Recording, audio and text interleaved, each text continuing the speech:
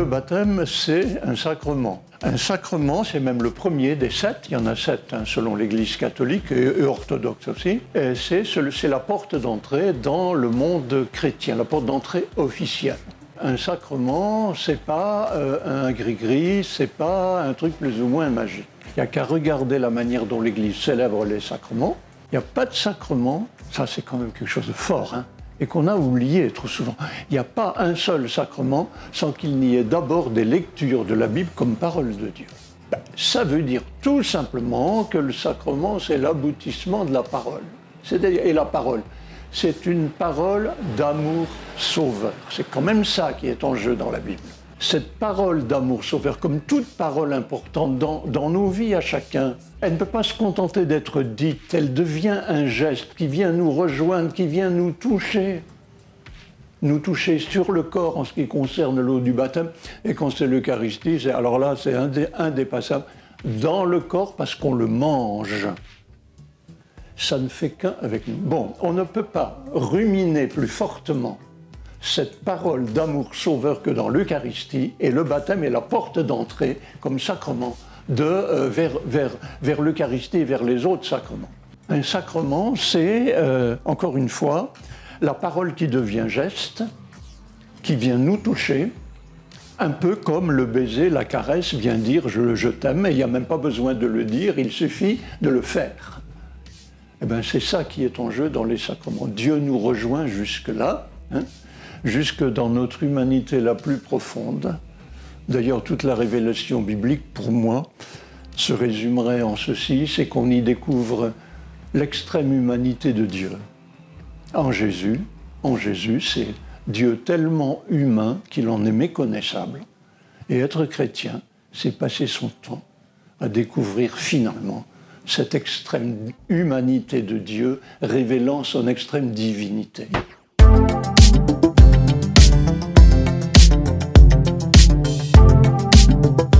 Alors, ce qui se joue quand on baptise, c'est évidemment le rapport de la réception de ce don gratuit de Dieu. Parce que, comme tout sacrement, le baptême est un don gratuit.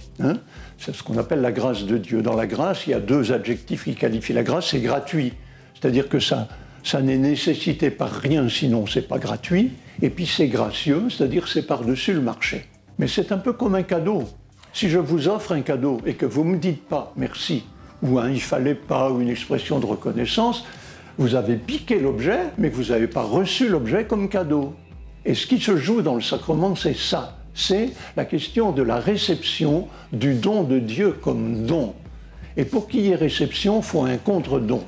Ce contre-don, c'est celui de la foi. Alors la foi, ça ne se mesure pas. Je ne mesure pas la foi des parents, pas plus que la mienne. Simplement, ça se manifeste quand même d'une manière ou d'une autre. Sinon, le sacrement serait une sorte de tour de magie, de tour de passe-passe. Il ne s'agit pas de ça. Donc il s'agit d'accueillir ce don de Dieu pour en faire quelque chose, raison pour laquelle.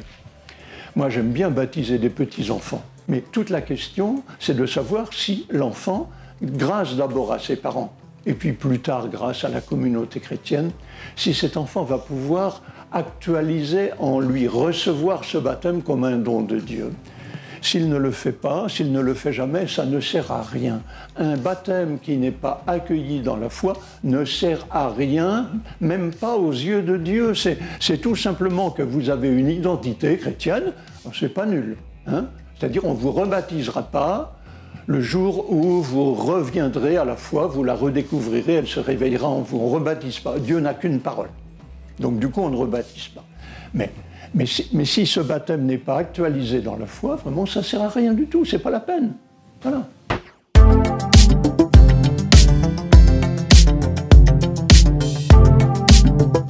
C'est vrai qu'il y a des parents qui préféreraient que leur enfant demande lui-même le baptême lorsqu'il en aura conscience. Et c'est parfaitement honorable, ça. Des parents qui me disent ça, pourquoi pas? À condition que ça engage les parents à ouvrir leur enfant dès maintenant à la foi. Parce que comment pourra-t-il choisir le baptême? On ne choisit pas le baptême comme on choisit un pot de confiture.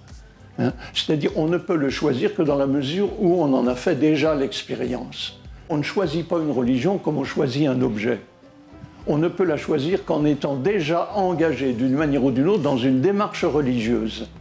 Et là, c'est pareil pour les enfants. Il faut que les parents ouvrent leur enfant à la foi chrétienne pour que l'enfant, si les parents choisissent de différer le baptême, puisse choisir en conséquence.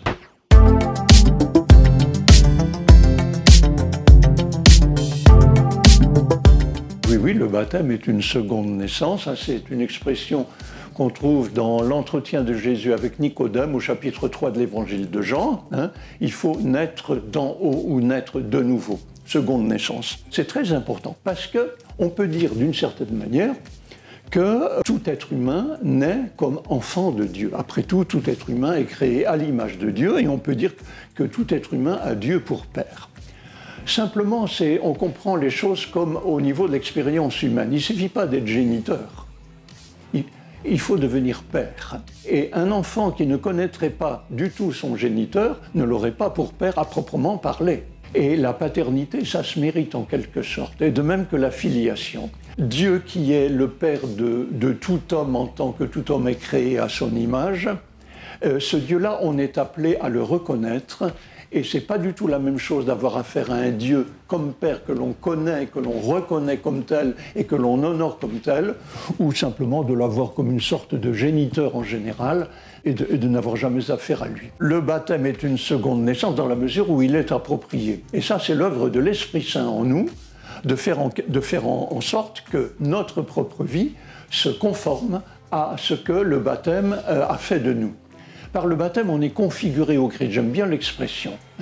Alors, il s'agit après de vivre, comment j'allais dire, en fonction de cette configuration. Sinon, ça ne sert à rien du tout. Avec les adultes, on comprend ça très bien. Les adultes qui demandent le baptême ont vraiment le sentiment que, à travers cette demande et l'actualisation de leur demande dans le baptême, quelque chose de neuf est advenu. Il n'y a qu'à écouter tous les catéchumènes. Moi-même, j'accompagne là 2 catéchumènes sur la paroisse, deux jeunes messieurs.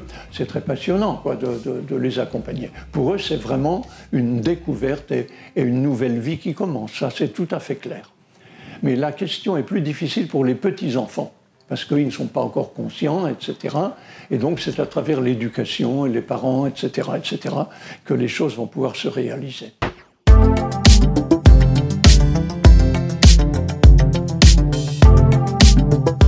Le baptême, bien sûr, est une affaire personnelle qui concerne chacun.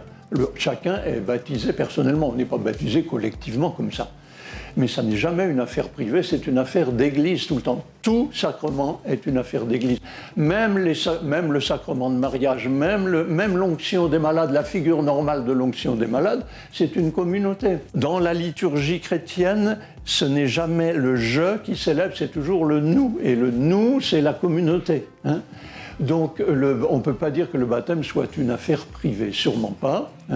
J'exécrais l'expression de communion privée que l'on employait pour la première communion autrefois. Oui, je vois bien pourquoi on employait cette expression, mais c'est vraiment totalement faux.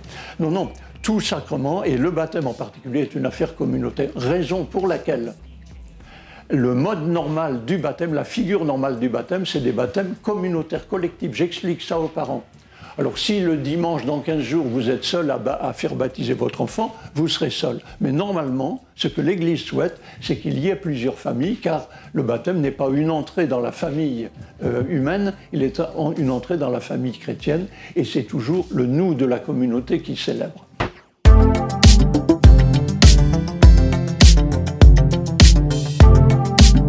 C'est une question qu'on pose au moment de la préparation au baptême. Comment est-ce que vous avez choisi les parrains et marraines? Alors, il y a 2 pôles dans ce choix. Il y a le pôle de la famille, les amis, etc. Puis il y a le pôle de la foi. Alors, selon les familles, le curseur, il est plus ou moins du côté humain ou du côté, au contraire, de la foi. Mais c'est très important qu'il y ait un croisement entre les deux. Il est rare que les gens disent « on ne s'est pas occupé du côté humain, on a voulu trouver un témoin, etc. » On comprend très bien que dans les familles, le baptême soit l'occasion de renouer des liens et d'honorer les personnes, l'oncle, le cousin ou le grand frère, que sais-je encore. La question est que le parrain et la marraine aient conscience qu'ils engagent quelque chose au niveau de la foi.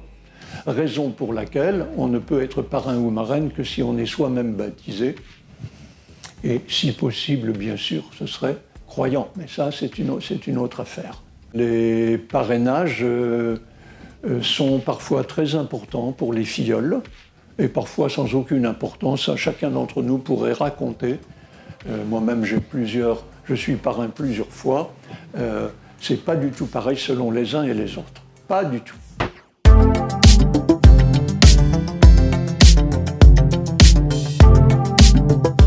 Alors la baisse et même la chute du nombre de baptêmes a été plus récente que la chute au niveau de la pratique dominicale. Parce que la chute au niveau de la pratique dominicale, ça fait déjà 40 ans et ça a été extrêmement rapide.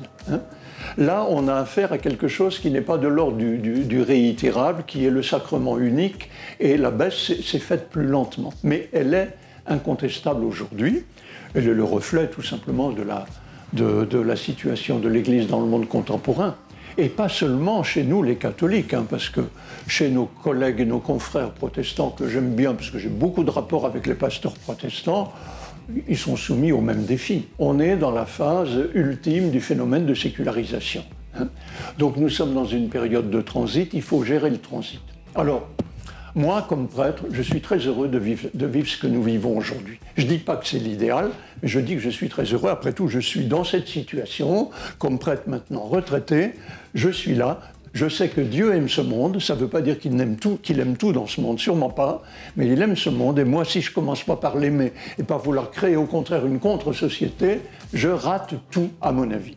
Donc, il s'agit d'être ouvert à ce monde, à toutes les possibilités qui existent, en sachant que l'Église est en train d'évoluer. Je ne sais pas quelle figure elle aura dans 30 ans, elle existera toujours, bien sûr, avec des ministres, des prêtres, pour moi, il n'y a pas de problème là-dessus, mais évidemment, la figure sera assez différente de celle que nous connaissons encore aujourd'hui. À nous de nous situer de manière positive par rapport à ça, et donc de gérer pour le mieux cette situation de transit dans laquelle nous nous situons.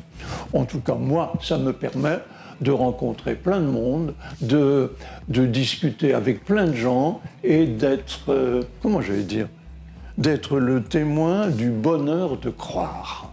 Vraiment. L'Évangile, c'est tellement bien.